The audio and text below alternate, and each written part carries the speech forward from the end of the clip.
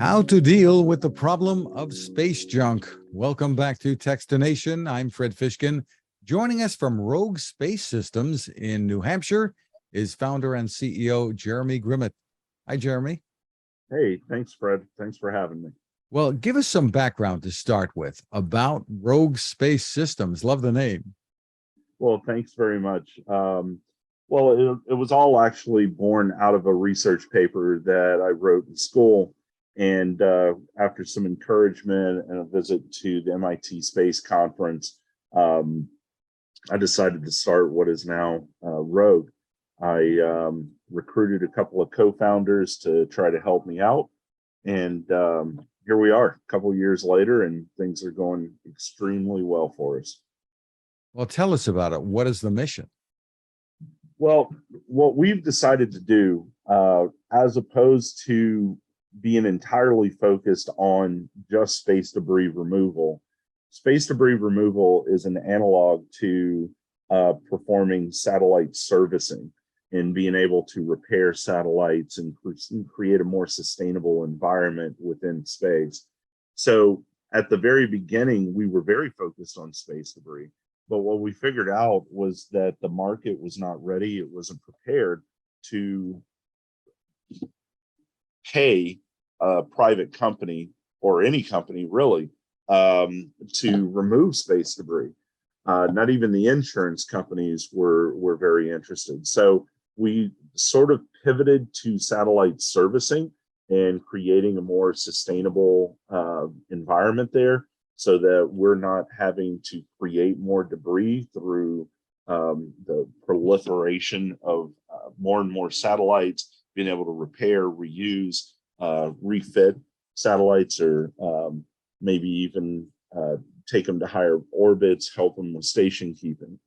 Then in late 2020, we had we had the Space Force reach out talking to us about, hey, can you do something about space debris, after General Thompson had said, we'd really like to do something about space debris. We're going to pay commercial companies to deal with it. So over the past year and a half or so, we've been very focused on ISAM, which is in-orbit service and manufacturing, which encompasses our role and our mission of repairing and fixing satellites and removing space debris. How do you go about doing that? Very carefully. It's actually a very complex process to go and grab another object in space. You see, everyone thinks that in space, the object is just sitting still. So take my cell phone, for example. It's just sitting, floating in space in this static movement as it flies around the Earth, okay? Well, the reality is this object that's flying around in Earth, it's not necessarily static. It could be turning and twisting. It could be rotating on its various axes. So the complication is, how do you deorbit something? How do you grab a hold of something that is moving and tilting and pivoting? That's where the real complications start coming in. And we've been very fortunate that we've been able to work with University of Utah on some magnetic detumbling technology that uses magnetic eddy currents that passes through the object in order to slow it down on those axes so that we can safely approach and then grab it. So are you constructing, is the idea to build a vehicle of some sort that would be launched to take care of these issues? That's correct. So right now we're working on 3 to 4 different spacecraft. They're all iterative in design, so they will progressively get more and more complex over the next couple of years. The first one is called Barry. It's a very small spacecraft to do some demonstration. The next one up is Laura, which is an inspection observation system. where it can get very close to another object in space and then take pictures and perform all kinds of different diagnostics. Then the third one we're looking at is potentially called Charlie, which has some iterative robotics equipped to it.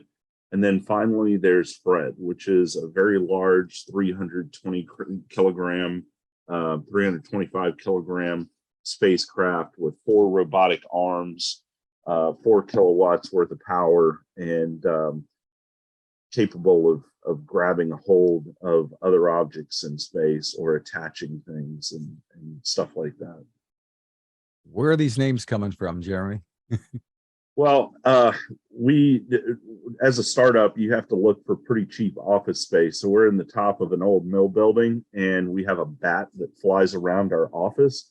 And we named the bat Barry. So he actually still flies around our office. Laura is after my adoptive mother that passed away a couple years ago. Charlie's after a co-founder's father that passed away over the past couple of years, and then Fred is after another co-founder's father-in-law that had passed away. So what we've tried to do is we've tried to humanize things, with the exception of Barry. We tried to humanize things as opposed to going after or using a bunch of acronyms that really don't mean anything. We tried to inject a little bit of humanity into each robot. Where are you in the process of turning this into reality, having a vehicle? So currently, Barry is almost ready for flight. We're looking at a launch here in the next several months. That he's going out. We're already manifested. So he's going up very soon. Laura is supposed to go up in May. And then Charlie, his design has not started quite yet. There's some early concept of him, but Fred's design has actually already started. So we're kind of marching through everything simultaneously. And do you have a contract already? Who's going to be launching it? And tell us how this will all come together. Yeah, so we're currently contracted with SpaceX, and they're going to be putting it on their transporter, on the various transporters that they're sending up over the course of the next 8 to 10 months. Now, that'll be for the Barrys, Freds, and potentially the Charlies. When it comes to Fred, that's a whole other system that'll have to be within the stack in the payload fairing. That's not something that would be on one of the ports. It would be within the stack. So with that being said, we're targeting for the end of 23, early 24 for Fred. It's a pretty aggressive schedule, but we think we might be able to get there. Or at least we're going to give it hell and try.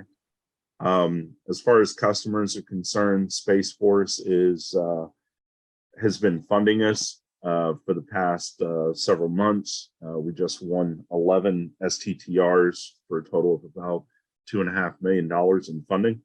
And we're using that to increase what's called our TRL, our technology readiness level, and accelerate the improvement of these different techs so that we can get to space and start solving these problems.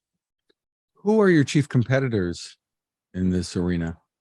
Well, there's a couple of international competitors, such as Astroscale, ClearSpace. Those are the two really the main ones internationally. Really, Astroscale. It's hard to compete with 400 million in funding over 10 years. They're doing some pretty interesting stuff. We're moving a little bit faster than they are, or at least our plans are far more aggressive. The other side of this coin is the US market and our US competitors. companies like Turion, Starfish. In terms of startups, those are the ones that are most competitive. So I guess one of the questions that comes to mind would be, what do you do with this stuff? I mean, you don't have a recycling can floating around up there to put it in.